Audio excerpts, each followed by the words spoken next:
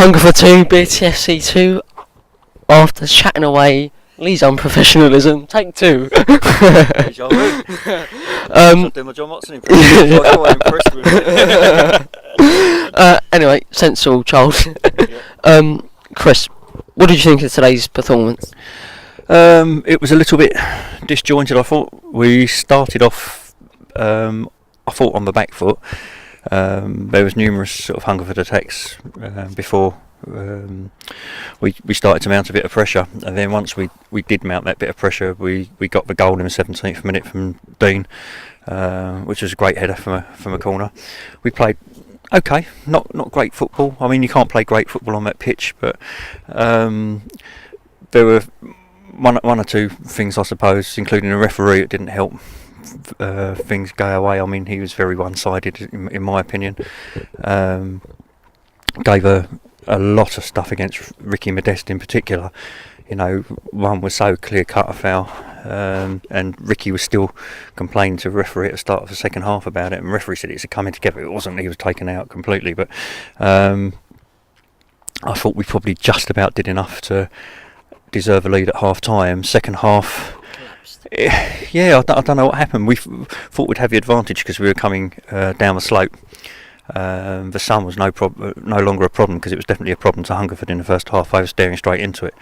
The keeper, I mean, had the cap on as well. And it's difficult for us where we were in a commentary position to actually see what was going on some of the time. It was so strong, but that sun had dipped at half time and wasn't really a problem. We had the slope, so you would have thought, yeah, we've got the advantage.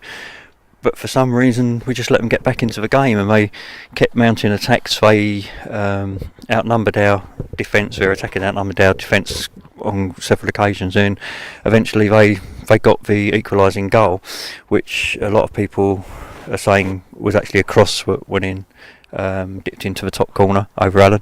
I think Alan thought it was going to go over the bar and just watched it go into the net, and then we actually thought the guy had a shot from where we were standing, because we were at a strange angle and we were partially obscured by some metal girders. It was a bit difficult to see what was happening, but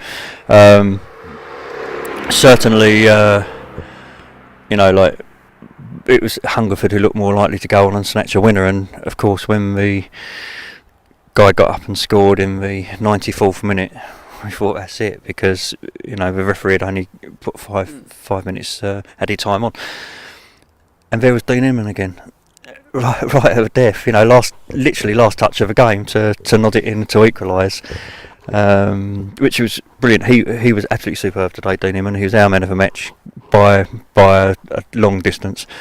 Won absolutely everything in the air, as did Scott Doe, and then obviously to pop up with 2 goals as well. You just don't know how important that point's going to be at the end of the season. So. Well, before I go on to Dean Inman, we have to talk about one idiot today, the referee. Yeah, as I said, he was poor. I'd give him 4 out of 10. That's being generous. He was extremely one-sided. Straight away, he made his intentions known by booking Joe Kizzy, when I think most refs probably would have let that go, certainly at that stage of a game. And literally, sort of second half, there were fouls worse than that on Billericay Town players, and the referee didn't have a word with any of their players about it at all. There's one which was a tug, I think, on Joe. Blatant tug to stop an attack, and a few tugs in the penalty area that he didn't give. Yeah, a few went down. Adam Cunnington went down there, didn't he, as well? But the ones on Ricky Modeste, I mean, fair enough. Ricky does sometimes have a bit of a reputation for going down easily, but I think that's because of his pace and his momentum. Like if it's slightest little knock on him, the speed he's going at, he's going to go down. You just can't keep your balance, and I just think the referee got at least 60% of him wrong, at least, maybe more. So and they all went against Billericay, just. Well, off to that. Well, let's end the discussion about that idiot, and let's go on about Dean Inman. For me, he may be starting to creep up to Ricky House's shirt and grabbing it off. Yeah, well, I mean, we talked about this, didn't we, at half time? There's not a lot really between the two of them. I think, if anything, Dean's better in the air. Certainly a bigger threat going forward, and he's got that bit of pace as well, which helps him. you've got Ricky Hales, who's an absolute giant, and defensively superb player. So yeah, it's very difficult to pick between the two of them. I don't think Ricky will be fit for Tuesday, and like he's got a rest foot hamstring. It's twice it's gone now recently. So I think you'll find Dean will be starting alongside Scott Doe, he was exceptional today as well. Well, again, this is one thing I've been trying to avoid, because we mentioned it last season, the defence. But this since Dean Brennan's come in, it's creeped back in slightly, where we just can't defend from set pieces. And if we defend the set pieces and down the wings like we did against Chesterfield on Tuesday, we could be very badly beaten. Yeah, well, the other thing with Chesterfield, as we saw the other week, they're an enormous side, a huge side, and they literally out-muscled us and were 6 or 7 inches above some of our players, like they were indeed. And it's going to be very difficult if those crosses come in. We need to have a physical defensive presence in there, and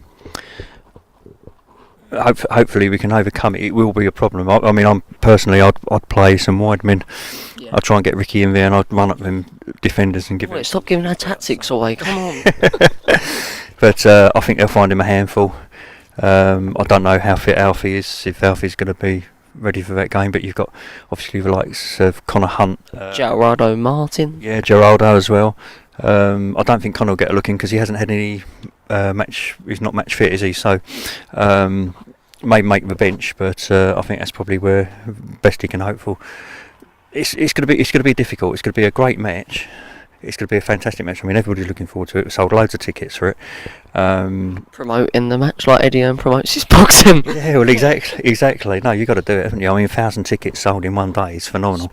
And Chesterfield are apparently bring down several coaches, so they're obviously really up for it. And it's going to be a great night at the AGP.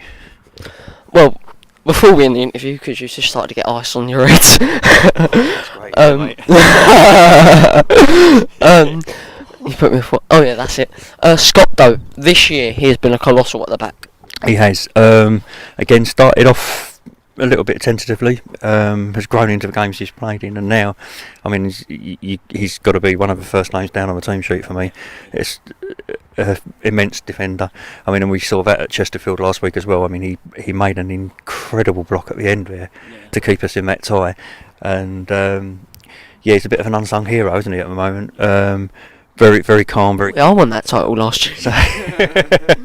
So, no, I'd have him alongside Dean in that defence, and the two of them, providing they can deal with those crosses. I think we've got to use, like we did this afternoon at the end there, Adam Cunnington, for example. We've got to have the big men. We've got to have the big men back, and perhaps, I mean, if Moses or Jake are up front, leave that one man forward from the corner. So if we can get the ball out to him on the counter, that would be great. But bring all the big men back. So, right, thanks, Chris. Yeah, you're welcome.